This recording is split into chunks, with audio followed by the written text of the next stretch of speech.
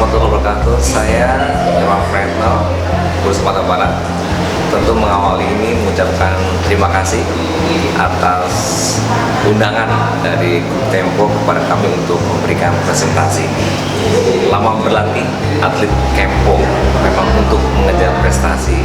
Terima kasih kepada Tempo mengundang saya untuk presentasi.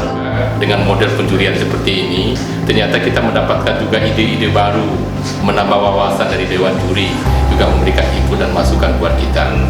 Saya menyambut IAA ini untuk mempromosikan destinasi-destinasi yang ada di Nusantara ini.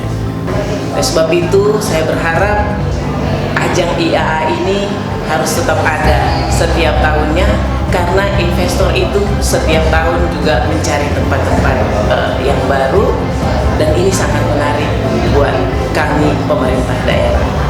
Inilah kesempatan yang terbaik bagi kepala daerah untuk bercerita, memaparkan apa yang telah dilakukan, bagaimana potret daerah itu untuk menjadi daerah yang diperhitungkan secara nasional.